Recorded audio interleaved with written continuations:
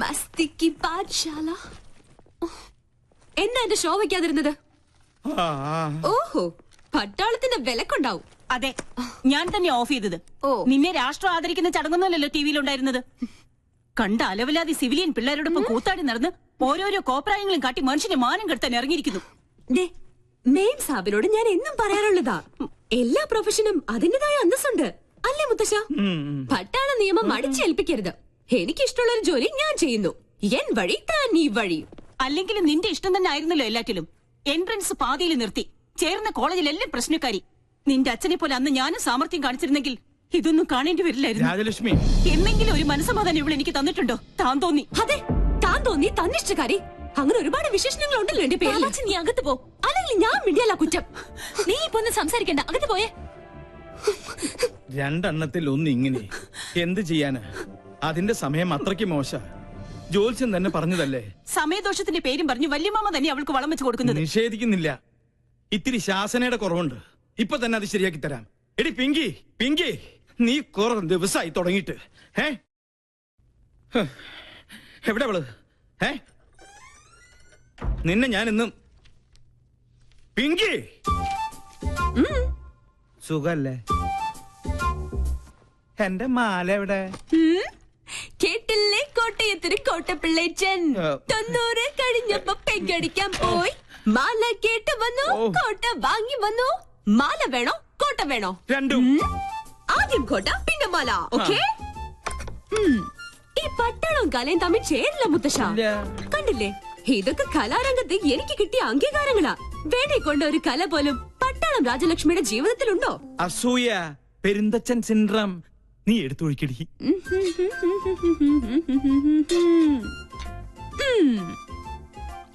Cup നിറഞ്ഞില്ലേട്ടാ. ഇത്തിരി നിറഞ്ഞ മതിട്ടോ. വെള്ളം അധികം വേണ്ട, വെള്ളത്തിന്റെ കുത്തിനിക്ക് പിടിക്കില്ലേ. മതി മതി. മോളെ വന്നേ. നീ നിന്നോട് പല പ്രാവശ്യവും ഞാൻ ചോദിക്കണം ചോദിക്കണം എന്ന് വെച്ച് വിചാരിച്ചിരിക്കുകയായിരുന്നു. നിനക്കെന്താ ഇങ്ങനെ ഒരു ക്ഷീണം?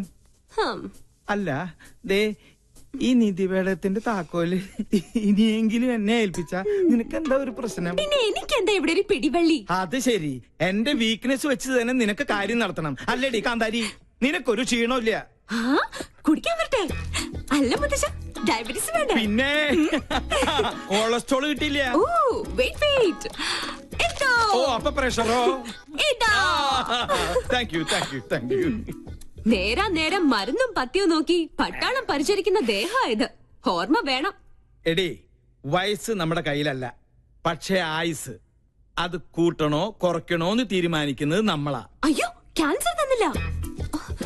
വലിച്ചാട്ടേ. വലിപ്പിക്കാൻ വരട്ടെ. എവിടെ എന്റെ മാല? ഞാൻ അത് ടിവിയിൽ കണ്ടു. അമ്പടി കള്ളി. എന്താ ഇത്? മുത്തശ്ശന്റെ തല പോലെ ഉള്ള പൊള്ളയായതുകൊണ്ട് ഇതിന്റെ കച്ചവടം നടന്നില്ല. അപ്പൊ എന്റെ മാലയോ? പാവം, ഏതോ തട്ടാന്റെ ഉമിത്തിയില് അതിപ്പോ വെന്തൊരുക്കുന്നുണ്ടാവും. അമ്പടി, അപ്പൊ നീ അത് വിറ്റുല്ലേ?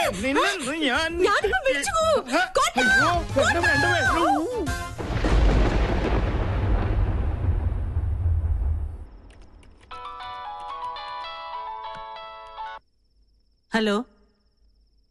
യെസ് സർ, ഞാൻ ലീഗലായി മൂവ് ചെയ്യാൻ തന്നെ തീരുമാനിച്ചു. Are you suspecting anyone? Yes, sir. Nursing assistant one, Mr. Stephen. He's the cheater. I know him. Service അയാളുടെ previous records വളരെ മോശമാണ്. Be careful. Okay, sir. If you need any official help, call me. Thank you, sir. Hello. Madam, ഞാനാ Stephen. എന്താ? Madam ഒന്ന് മനസ്സ് വെച്ചാ இந்த problem solve பண்ண முடியும். What do you mean? இல்ல, എത്രയാന്ന് വെച്ചാ ഒരു പങ്ക് ആരും മര്യാദ ഞാൻ എത്തിച്ചോളാം. Idiot. തന്നെ പോലൊരു ക്രിമിനലിനെ ഞാൻ വെച്ച് പൊറപ്പിക്കില്ല. അങ്ങനെ വാശിയിലാണെങ്കിൽ എനിക്ക് എന്റെ വഴി നോക്കേണ്ടി വരും. Stop it. എടാ ഡാഷേ, ഞാൻ പറയുന്നത് നീ അങ്ങോട്ട് കേട്ടാ മതി. നാളെ കാലത്ത് ഷൂട്ടുള്ളതാ. സ്റ്റോറി ബോർഡൊക്കെ റെഡി. ക്യാമറയുമായി നീ അങ്ങോട്ട് വന്നാ മതി. പിന്നെ ആ പരമ ബോർഡുണ്ടല്ലോ ഗോപി, അവനോട് പറഞ്ഞേക്കണം. Stop it. തീന്മേശയിലാണോ നിന്റെ തന്നോന്നിത്തരം? ടേബിൾ മാനേഴ്സ് അറിയില്ലേ നിനക്ക്? ഇവിടെ ഇപ്പൊ ആണവ കരാറിന്റെ ചർച്ചയൊന്നും അല്ലല്ലോ നടക്കണത്. എന്ത് പറഞ്ഞാലും തർക്കുത്തരം. മിണ്ടാതെ കഴിക്കാൻ നോക്ക്. എന്താ ഇത്? സാമ്പാറ് വേറൊന്നുമില്ല ഉണ്ടല്ലോ. അവിയൽ, ചീര, ഓലൻ, ഇഞ്ചിക്കറി. ഇതെന്താ എന്നും ഇവിടെ ഇലയും വേരും പുല്ലും മാത്രം? ഉള്ളത് കഴിച്ചാ മതി. ഭക്ഷണത്തിലും പട്ടാള ചിട്ട എനിക്ക് വേണ്ടേ. എന്ത് രസമായിട്ടാ കുട്ടി പോണ. തലതെറിച്ചവൾ കണ്ടില്ലേ വാശി? പെണ്ണാ ഇവള്. നിനക്ക് തെറ്റി. അത് പെണ്ണല്ല, ആണിന്റെ ജന്മ. പിങ്കിന്നല്ല, കോളനിയിലെ പിള്ളേര് വിളിക്കുന്നത് പങ്കെണ്ണ.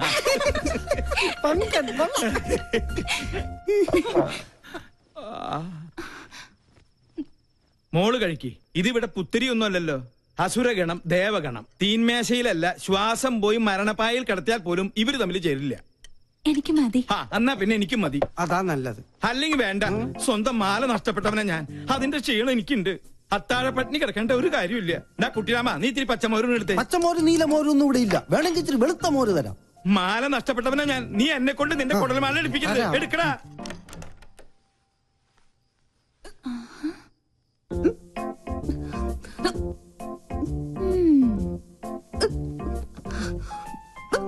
കള്ളി, എല്ലാരും ഇവിടെ പട്ടിണി. നീ എവിടെ ഇരുന്ന് ബർഗറെ വെട്ടി വീടുന്നത് വേണോ? ഇത് വാങ്ങിയോണ്ട് ചുമ്മാ നമ്പർ ഇട്ടല്ലേ. അതുകൊണ്ട് അമ്മ പട്ടിണിയായി. കിടക്കട്ടെ പട്ടാളൊന്നും പട്ടിണി. എന്തെങ്കിലും ഒരു നല്ല വാക്ക് അമ്മേനോട് പറഞ്ഞിട്ടുണ്ടോ? എല്ലാത്തിനും ഒരു കുറ്റപ്പെടുത്തലോ.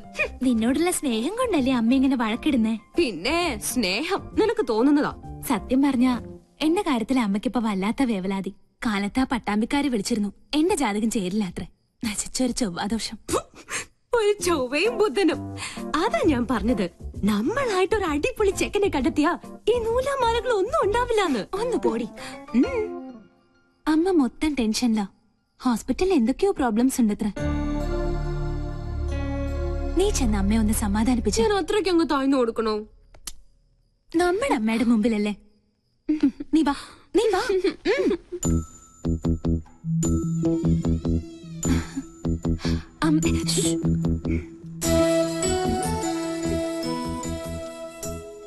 ലക്ഷ്മി, എന്താ നിനക്ക് ഇത്ര ടെൻഷൻ? എന്താ നിനക്ക് പറ്റിയത്?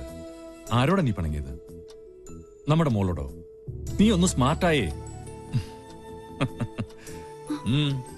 ലക്ഷ്മി, എന്താ ഇങ്ങനെ നോക്കുന്നത്? പിന്നെ പട്ടാള ഭരണം അങ്ങ് ഹോസ്പിറ്റലില് എന്റെ മക്കളുടെ അടുത്ത് വേണ്ട. മനസ്സിലായോ? എന്നെ കുറിച്ച് ഓർത്ത് എന്റെ അമ്മക്കൊന്ന് ടെൻഷൻ അടിക്കണ്ട. പിണക്കൊന്നുമില്ലാതെ നമുക്ക് മൂന്നുപേർ കൂടി കെട്ടിപ്പിടിച്ച്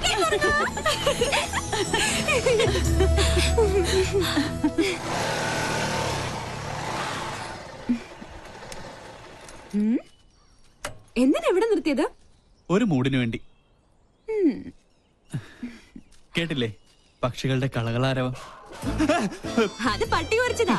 ആണല്ലേ? പക്ഷികളുടെ കളകളാരവം അത് പറഞ്ഞതല്ലേ? അതല്ലേ? കാറ്റിന്റെ ശീൽക്കാരം, കുളിരിന് പോലും വസന്തത്തിന്റെ നനുത്ത മണം. നിനക്ക് എന്ത് പറ്റി? വല്ല ജീവറ്റും പാടാനുള്ള ഉദ്ദേശമുണ്ടോ? അത് എന്താ ഇത്?